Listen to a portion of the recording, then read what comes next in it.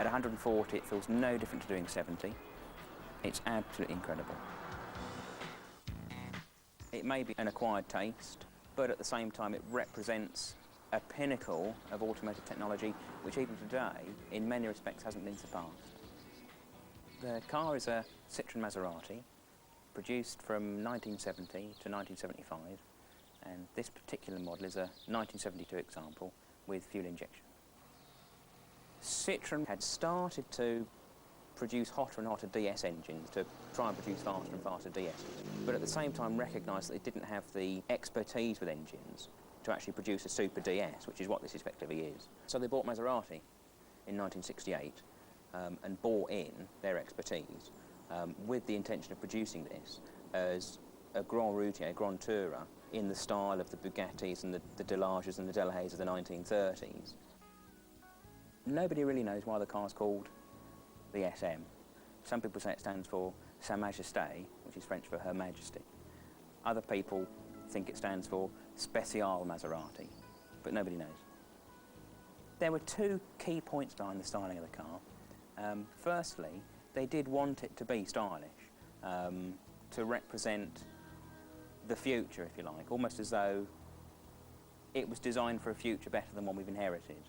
The other area that they were interested in was the aerodynamics. It's quite a small engine, 2.7 litres, primarily for French tax reasons. Anything larger than that had massive sales tax, but they still wanted to achieve quite high performance, and so a very good aerodynamic body was very important to that. It's a teardrop shape, and in fact the floor of the car actually incorporates active aerodynamics, so that at speed it actually gradually sucks itself closer to the ground. The interior styling of the car, in some respects, is even more dramatic than the outside. You can imagine the interior being styled by Le Corbusier or Mies van der Rohe or one of the magnificent Bauhaus Art Deco architects. There are lots of references to their work, lots of areas where you can see their influence, the colours, the textures. Really minimalist, really advanced, really high quality, absolutely superb. In terms of features, it has the Citroen hydropneumatic suspension, which had already been seen on some of their other cars. But the more unusual items on it, it's got hydraulically steering and hydraulically self-levelling headlamps, rain-sensitive wipers, self-returning steering, so the steering goes back to centre when you take your hands off the wheel. It was almost space technology. It has a 2.7 litre V6. It's a 90-degree V6, which is very unusual to give it a wider angle for a lower bonnet line. It's got 4 overhead cams, chain-driven, producing 180 horsepower, which still manages to give the car a top speed of 150 miles an hour, 0 to 60 around about 8 seconds.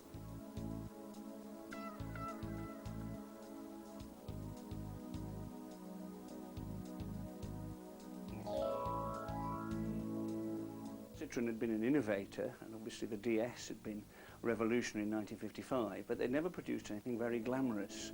The SM brochure is a prestige brochure with a glossy black cover. Inside this we get no technological pictures, no practical details. All the photographs are deeply shadowed, intriguingly lit shots of the car in exotic locations, and all the pictures show passengers in there, inevitably the man driving and a glamorous girl enjoying being a passenger. We tested the Citroen SM about a year after it was first launched. Citroen were pretty careful about looking after the domestic market, so they didn't care too much about England, even though it is in fact 22 miles away, not that far. We probably approached it with a bit of scepticism.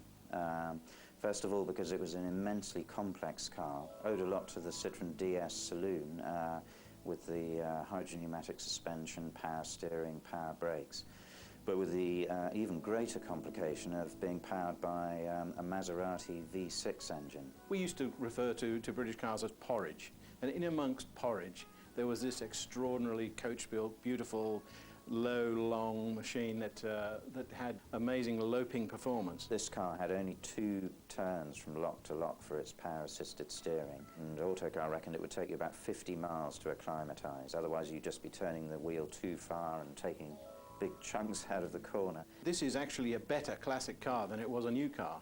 It's a lovely, emblem of its time.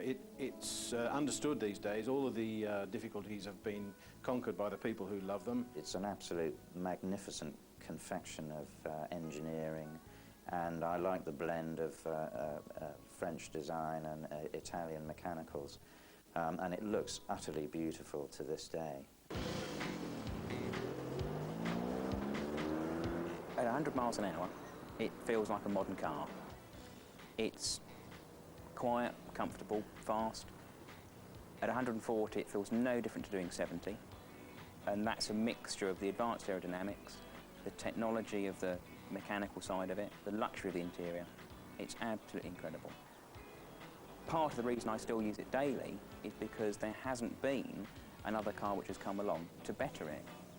At the time, nobody really knew how to maintain them. So, for example, none of the dealers knew that the timing chain should be tensioned. So around about 44, the dealer network had no training at all. They just started selling the cars, and they had to learn as they went on. There were no manuals for it, and normally they learned through disaster. 54,000 miles, regular as clockwork, the engines would detonate and had to be replaced under warranty by Citroen. And not surprisingly, Citroen began to lose patience, and in 1984, were very proud to admit that they'd thrown away all of their spares. This car in 1970 would have sold for something in the region of £7,000.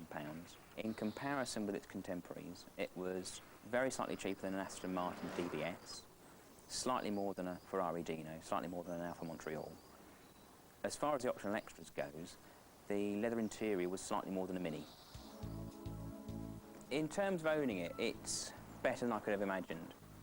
I frequently see people pointing and staring, and in particular, people do use the internationally recognised hand signal for "it's got steering headlights." Frequently see people doing that on the side of the road, explaining to other people what it is. The SM had a fairly formidable reputation, always did have, rightly so.